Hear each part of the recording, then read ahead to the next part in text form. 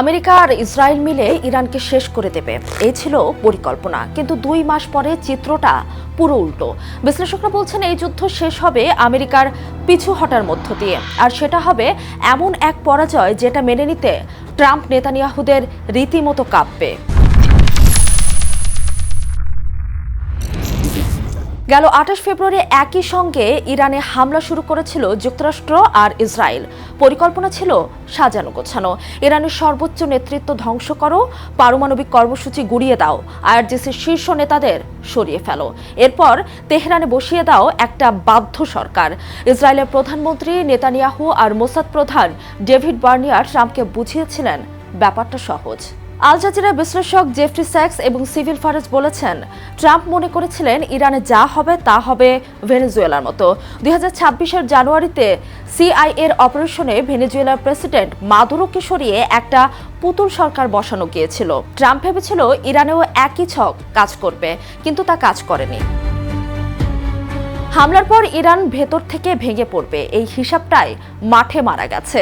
IRGC শেষ হয়নি, উল্টো আরও শক্ত কাঠামো দাঁড়িয়ে গেছে। সর্বোচ্চ নেতার দফতর টিকে আছে, ধর্মীয় প্রতিষ্ঠান এক কাতারে দাঁড়িয়ে গেছে। আর সাধারণ ইরানি জনগণ, যারা হয়তো নিজের সরকারের অনেক কিছু পছন্দ করে না, তারাও বিদেশি হামলার বিরুদ্ধে ঐক্যবদ্ধ হয়ে গেছে। আল জাজিরা বিশ্লেষকরা বলছেন, এটা আশ্চর্যের কিছু নয়। ইরান মানে শুধু একটা সরকার নয়, ইরান মানে 5000 বছরের সভ্যতা। 1953 সালে সিআইএর ইরানে গণতান্ত্রিকভাবে নির্বাচিত সরকার উপড়ে ফেলে একটা পুলিশি রাষ্ট্র বসিয়েছিল, যা 27 বছর টিকেছিল। সেই স্মৃতি ইরানিরা ভোলেনি। ফলে বাইরে থেকে বোমা মেরে এই দেশকে বাধ্য করার চেষ্টা করলে উল্টো ফল হওয়াটাই স্বাভাবিক। এই যুদ্ধে আমেরিকার আরেকটা বড় ভুল হলো ইরানের প্রযুক্তিকে ছোট করে দেখা। বিশ্লেষকরা বলছেন, ইরানের ব্যালিস্টিক মিসাইলে খরচ যেখানে অনেক কম, সেখানে আমেরিকার প্রতিরক্ষা ব্যবস্থার একটি ইন্টারসেপ্টর মিসাইলের দাম $40 লাখ। ইরানের একটা ড্রোনের দাম মাত্র $20,000, আর সেই ড্রোন ঠেকাতে যে মিসাইল লাগে তার দাম $40 লাখ।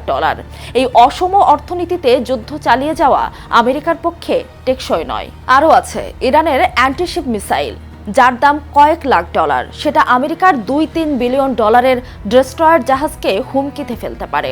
হরমুজ প্রণালী জুড়ে ইরানের যে বহুস্তরীয় প্রতিরক্ষা কাঠামো তৈরি হয়েছে, তার বিরুদ্ধে লড়তে গেলে আমেরিকাকে যে মূল্য দিতে হবে, সেটা রাজনৈতিক, অর্থনৈতিক ও সামরিক 3 দিক থেকেই অসহনীয়।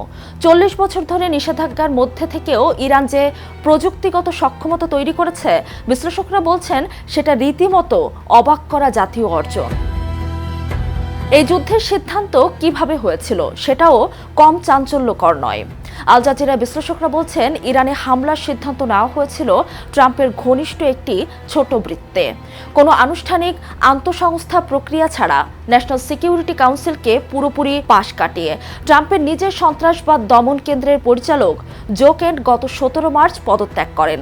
পদত্যাগপত্রে তিনি লিখেছিলেন, সিদ্ধান্ত প্রক্রিয়াটা একটা ইকো চেম্বারে পরিণত হয়েছিল, যেখানে প্রেসিডেন্টকে বিভ্রান্ত করা হয়েছে।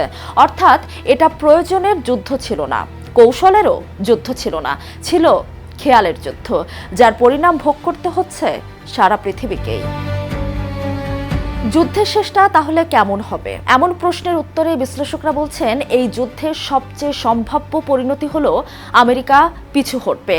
আর সেই পিছু হটার পর মাঠে থাকবে 3টি নতুন বাস্তবতা। 1, হরমুজ প্রণালীর নিয়ন্ত্রণ ইরানের হাতে। দ্বিতীয়ত, ইরানের প্রতিরোধ সক্ষমতা আগের চেয়ে অনেক শক্তিশালী। এবং 3 নাম্বার, উপসাগরীয় অঞ্চলে আমেরিকার দীর্ঘমেয়াদী সামরিক উপস্থিতি উল্লেখযোগ্যভাবে কমে যাবে। আর যে বিষয়গুলো নিয়ে যুদ্ধ শুরু হয়েছিল, ইরানের পারমাণবিক কর্মসূচি, আঞ্চলিক প্রভাব, ক্ষেপণাস্ত্র ভান্ডার, সেগুলো যেখানে ছিল সেখানেই থাকবে। মানে অনেক রক্ত, অনেক অর্থ, অনেক মৃত্যুর পর ট্রাম্প নেতানিয়াহুদের হাতে আসবে রীতিমতো ঘোড়ার ডিম। বিশ্লেষকরা বলছেন, ট্রাম্প অবশ্যই এই পিছু হটাকে বিশাল কৌশলগত জয় হিসেবে বিক্রি করার চেষ্টা করবেন। সেটা তার পুরনো অভ্যাস। কিন্তু বাস্তবতা হলো, আমেরিকা যুদ্ধে নেমেছিল একটা সভ্যতাকে হাঁটু গাড়াতে পারেনি। ইরান ছিল, আছে, থাকবে।